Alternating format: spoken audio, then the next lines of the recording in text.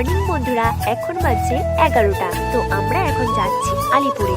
কেন যাচ্ছি তোমরা হয়তো অনেকে জানো যে আমি আর কদিন পরে ঘুরতে যাব, আর ঠিক কোথায় যাব তোমরা ব্লগটা দেখতে থাকো, তাহলে পুরোটা বুঝতে পারবে।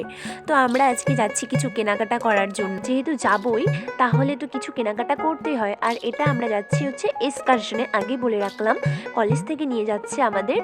তো যাই হোক, এটা একটা এডুকেশনাল পারপাসে আমরা যাচ্ছি। ওখানে গিয়ে আমাদের সার্ভে করতে হবে। তো প্রথমে আমরা ঢুকেছিলাম একটা ট্রলির দোকানে। তো সেখান থেকে আমার একটা ট্রলি নেওয়ার ছিল। তো দেখছিলাম যে কোনটা নেওয়া যায়, কিন্তু আমি তো বাইরে থেকে ডিসাইড করে এসেছিলাম যে আমি কি নিব। যাই হোক, তো আমাদেরকে দেখাচ্ছিল আর আমাদের বলে দিচ্ছিল কোনটা নিলে ভালো হবে। বেশি দেরি না করে চলে গেলাম ড্রেস কিনতে। ড্রেস নেওয়ার ছিল, ড্রেস কেনা হয়ে গেছে। তো আমার কাছে যেহেতু বেশি টাইমও ছিল না, তাই তাড়াতাড়ি নিয়ে বাড়ি চলে গেলাম। তারপর সেখান থেকে আমি চলে আসলাম কলেজে। তো কলেজে এসে দেখছি যে বিভিন্ন কলেজ থেকে এনসিসি করার জন্য স্টুডেন্টরা এসেছে আমাদের কলেজে। এনসিসির স্টুডেন্টরা কিন্তু সত্যি সত্যি অনেক পরিশ্রম করে। আর আমার সেদিন কলেজে একটা ইম্পর্টেন্ট কাজ ছিল, তো যার কারণে আমি কলেজে আসি আর এসে এত সুন্দর একটা দৃশ্য আমি দেখতে পারি। আমার সত্যিই অনেক ভালো লাগছিল। তারপর আমি আমার কাজ তাড়াতাড়ি শেষ করে বাড়ি গেলাম। আর বাড়ি গিয়ে আমাকে যেতে হবে কলকাতায়। তো কলকাতার জন্য রেডি হচ্ছিলাম। তো যাওয়ার সময় আমার ভাই আমার পাশে এসে একটু খুনসুটি করছিল। ভাইও গিয়েছিল আমাকে স্টেশনে ছাড়ার জন্য, সঙ্গে মাও গিয়েছিল। আর একটা সত্যি কথা, এটা কিন্তু আমার জীবনের ফার্স্ট ট্যুর। আমি কখনো মা বাবাকে ছেড়ে, ইভেন আমার বাড়ি ছেড়ে কোথাও থাকিনি। এবার প্রথম আমি 6 দিন মা বাবাকে ছেড়ে, আমার নিজের বাড়ি ছেড়ে, ভাইকে ছেড়ে থেকেছিলাম। যাই হোক, তো জীবনে সব কিছু প্রথমবারই হয়। কিন্তু যখন যাচ্ছিলাম আমার অনেক কষ্ট হচ্ছিল, আমি কান্না করছিলাম, আমার বাবাও অনেক কান্না করছে। কিন্তু এটা তো পড়াশোনার ক্ষেত্রে তো যেতে তো হবে। আমাকে নেওয়ার জন্য চলে আসছে। আর আমি যখন বাবাকে প্রণাম করতে গেলাম, ঠিক তখনও বাবা আবার কান্না করছিল। আর ওই চোখের জলটা আমাকে আরও উৎসাহ দেয় আমি জীবনে এগিয়ে যাওয়ার জন্য। আর আমার মা রেডি হচ্ছিল, মা আসবে জন্য আমরা অপেক্ষা করছিলাম। আর এদিকে অপেক্ষা করে থাকতে থাকতে আমাকে দেখার জন্য আমাদের আশেপাশে কাকিমুনি, জেঠুমুনি, ভাই, কাকিমা সবাই চলে আসছিল। মানে আমার তখন সত্যি সত্যি তখন অনেক কষ্ট লাগতেছিল। যাই হোক, সবাইকে প্রণাম করে আমি গাড়িতে উঠে পড়লাম। ভাইয়ের জন্য, মার জন্য, বাবার জন্য অনেক খারাপ লাগছিল। আর আমার বাবার জন্য সত্যি সত্যি মনটা এতটা খারাপ লাগছিল না, আমি গাড়িতে উঠেও কান্না করছিলাম। যাই হোক, তো কিছু করার নেই, যেতে তো হবেই।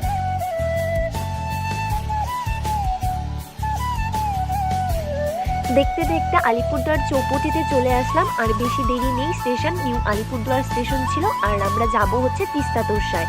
সময় ছিল 11টা 20-তে। আর আমরা ঠিক সময়ে এসেই স্টেশনে পৌঁছেছিলাম। আর কিছুক্ষণ অপেক্ষা করছিলাম আমাদের স্যার ম্যামদের জন্য আর বাকি স্টুডেন্টদের জন্য। আর আমার মা এইদিকে গালে হাত দিয়ে আমার জন্য চিন্তা করছে যে আমার এবার ফার্স্ট ট্রেন জার্নি, তারপরে 6 দিনের মতো বাড়ি ছেড়ে গিয়ে থাকা।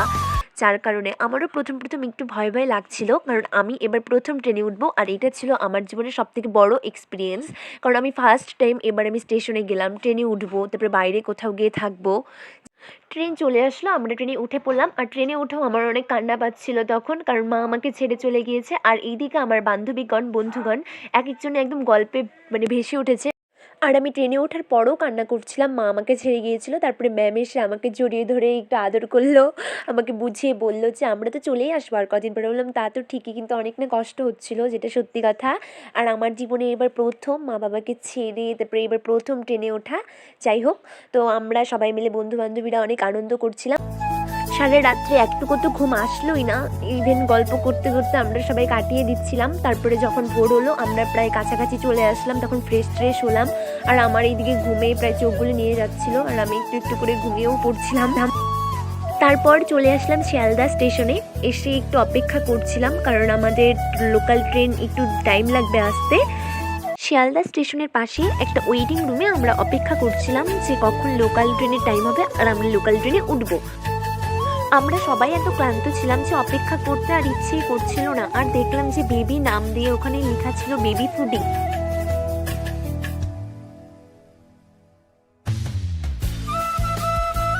অবশেষে অপেক্ষা করে থাকতে থাকতে লোকাল ট্রেন চলে আসলো, আর আমরা লোকাল ট্রেনে উঠলাম। আর আমরা কিন্তু এখন যাচ্ছি ক্যানিংয়ে। প্রথমে ক্যানিংয়ে পৌঁছে তারপরে আমরা সেখানে পাখিরালয় ফেরিঘাট হয়ে ঘুরতে যাব। তো তোমরা ব্লগটা দেখতে থাকো, তাহলেই বুঝবে। এখন আমরা ট্রেন থেকে নেমে পড়লাম। তো এখন যাব বাসে করে ক্যানিংয়ে যাওয়ার পর পাখিরালয় ফেরিঘাটের উদ্দেশ্যে আমরা এখন যাব। তো বাসে উঠলাম, বাসে উঠে আমরা সবাই যাচ্ছিলাম। আসল কথা কি বলতো, এই যে আমরা বন্ধু বান্ধবীরা সবাই মিলে এত সুন্দরভাবে স্যার ম্যামদের সঙ্গে ঘুরতে গেলাম, এটা কিন্তু আমাদের চিরজীবনেও আমরা ভুলতে পারবো না।